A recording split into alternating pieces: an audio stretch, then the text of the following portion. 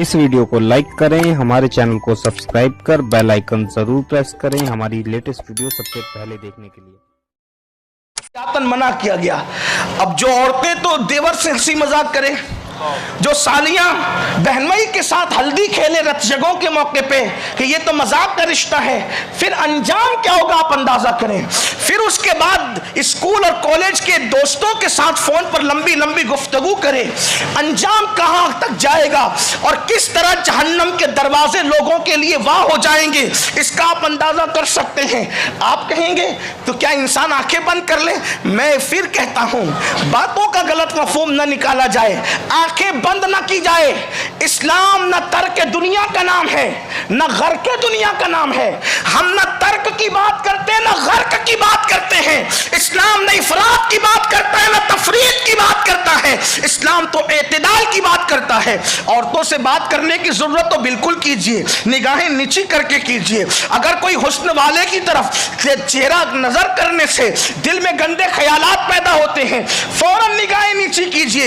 एक बात मुझे याद आई, आपने ये तो सुन लिया, बदनजरी करोगे तो क्या गुनाह होगा, पाप की नजर से देखोगे तो क्या गुनाह होगा। अल्लाह अकबर। एक बात और सुन ले, उसके बाद आगे बढ़ते हैं। फरमाया गया जो औरतों पे पाप की नजर डालते हैं, मरते वक्त तो उनका ईमान उनसे छीन लिया जाता है, वो काफिर होकर के मरते हैं।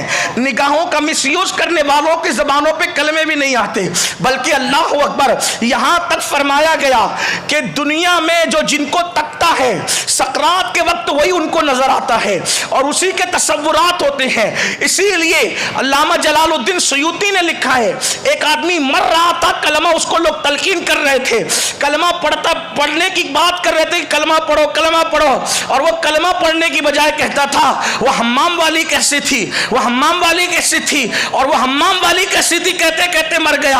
हंसने की कोई बात नहीं है, मैं मौत का तस्करा कर रहा हूं।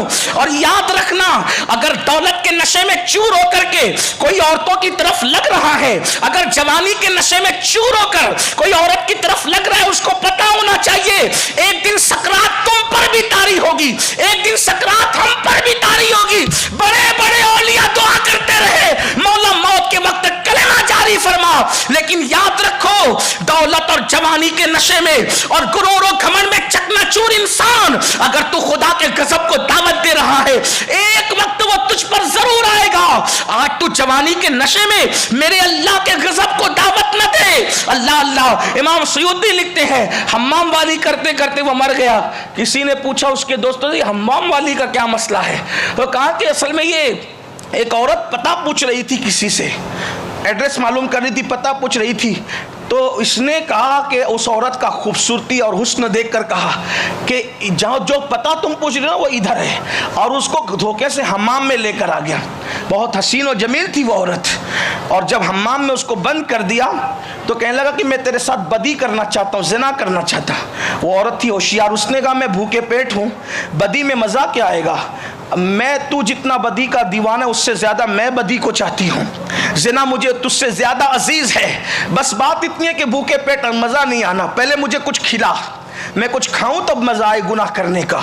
ये उसके बात में आ गया और ये चला गया खाना लाने के लिए, हमाम का दरवाज़ा खोल के उस पर भरोसा करके, और वो चली गई निकल कर अपनी आबरू बचाकर। उसने होशियारी से काम लिया, आबरू बचा ली उसने। ये आया तो ये दोस्तों में अक्सर जिक्र करता था वो हम्माम वाली कैसी थी, बस उसका तस्करा करता था, बैठता था तो उसको हम्माम वाली कैसे, और जब मरा तो भी यही कहते कहते मरा कि हम्माम वाली कैसे। आजकल दोस्तों में भी ना ज़िना के तस्करे होते फ़ख्र के साथ, किसी से नाजायज़ ताल्लुकात होते तो फ़ख्र के साथ कि फलां से मेरा ऐसा है, उसने आज ऐसा कहा तो मैंने ऐसा कहा, ये चेट हुई तो ये हुई।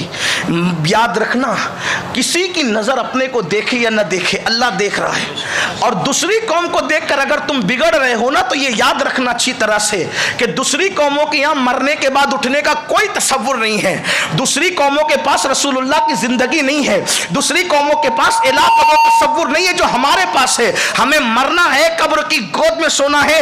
माँ की गोद की लज्जत उठाने वालों, कब्र की गोद की लज्जतें भी उठाना है। और ये बात भी याद रखो, अगर खुदा को राजी कर लिया अपने किरदार से, तो माँ की गोद की जो लज्जतें हैं उससे बढ़कर लज्जतें कब्र की गोद की है। मेरे आका फरमाते हैं, कब्र जन्नत के गढ़ों, कब्र जन्नत के बागों में سے ایک باغ بھی ہے اور جہنم کے گڑھوں میں سے ایک گڑھا بھی ہے۔ سب سے زیادہ عذاب قبر بد نظری والوں کے لیے، بد نگاہی والوں کے لیے۔ کتنی حدیث پڑھے، کون کون سی روایت کو پڑھے، کس کا انتخاب کریں، کس کو ترک کریں۔ وقت کی قلت بھی ہے، مجھے بات کو اختتام کی طرف بھی لے جانا ہے۔ لیکن جو نوجوان اپنی نگاہوں کو محفوظ رکھتے ہیں، حفاظت کرتے ہیں نگاہوں کی، نگاہوں کو بچا بچا کر رکھتے ہیں، نگاہیں نیچی۔ کچھ لوگ یہ کہتے ہیں ارے یہ وہ لوگ تو مرد ہی نہیں ہے جو نگاہیں جھکا کے رہتے ہیں۔ لوگوں کے تانوں کا کیا کریں، کسی پہ کوئی بات نہیں کریں۔ پاپی چاہتا ہے کہ پوری دنیا پاپی بنے، لیکن میں آپ سے کہتا ہوں نا، جس نے مردانگی کی آبرو رکھی ہے اس رسول کی نگاہیں ہمیشہ جھکی رہا کرتی تھی۔ میرے امام کہتے ہیں نیچی آنکھوں کی شرم و حیا پر درود، اونچی بینی کی رفعت پہ لاکھوں سلام۔ جو اپنی آنکھ کی حفاظت کرتا ہے اللہ اس کی زبان پر حکمت کی باتیں جاری کرتا ہے۔ جو اپنی آنکھوں کی حفاظت کرتا ہے، نگاہوں کو گندگی کی طرف نہیں وہ پھیرتا، تو اللہ تبارک و تعالیٰ اس بندے کو عبادت کی لذت، ایمان کا سرور، ایمان کی لذت عطا کرتا ہے، اور اللہ اس کو خوبصورت بڑھاپا دیتا ہے۔ آنکھوں کی حفاظت کرنے والوں کو خوبصورت بڑھاپا ملتا ہے۔ آپ کہیں گے خوبصورت بڑھاپا کیا ہوتا ہے؟ خوبصورت بڑھاپا یہ ہوتا ہے کہ آدمی بوڑھا ہو جاتا ہے تو وہ کسی کام کا نہیں رہ جاتا۔ جو بوڑھے لوگ ہیں ان سے معافی چاہتا ہوں، لیکن سچائی یہی ہے، نہ وہ گھر کے کام کا ہے، نہ وہ کھیت کے کام کا ہے، نہ وہ تجارت کے کام کا ہے، نہ وہ سماج کے کام کا ہے، نہ معاشرے کے کام کا ہے۔ تو اکثر طور پہ لوگ بوڑھوں کو کنارے کر دیتے ہیں، بلکہ پوتوں کو بھی چلاتے نا ذرا بھیا ادھر آ، تو وہ کہتا دادا ابھی میں ابھی آیا، اور بھاگ جاتا ہے۔ ابھی بولیں گے پیر دباؤ، ابھی بولیں گے سر دباؤ، ابھی بور کریں گے دادا، عجیب عجیب باتیں کرتے۔ یہ حالات ہیں، یہ گھر گھر کی کہانی ہے۔ لیکن جو جوانی میں متقی ہو اور آنکھوں کی حفاظت کرے، اللہ اسے خوبصورت بڑھاپا دیتا ہے۔ آپ اس کی آسان مثال دیکھیں، علماء مشائخ کو دیکھیں، 80 سال کے بھی ہو جاتے، گردن ہلتی رہتے، پھر بھی لکڑی ٹیکتے ہوئے آتے، لیکن لوگوں کی قطاریں صرف ان کی زیارت کے لیے کھڑی رہتی ہے۔ گھر کے دادا کو کوئی پوچھتا نہیں ہے، لیکن ان داداؤں کی عزت کیوں ہے؟ کیونکہ یہ جوان بھی تھے تو متقی تھے، انہوں نے اپنی آنکھوں کو کبھی جو وہ اس طرح آوارہ نہیں کیا۔ اسی لیے دیکھیں کہ جن کی جوانی ڈھلتی ہے ان کی اہمیت کم ہوتی ہے، لیکن اللہ والوں کی جیسے جیسے جوانی ڈھلتی جاتی ہے ان کی اہمیت بڑھتی چلی جاتی ہے، حتیٰ کہ قبر میں چلے جاتے ہیں تو بھی ان کی اہمیت ختم نہیں ہوتی، حتیٰ کہ اگر وصال کو 900 سال ہو جائے تو بھی مرشد غوث کی 11ویں گلی گلی ہوتی نظر آتی۔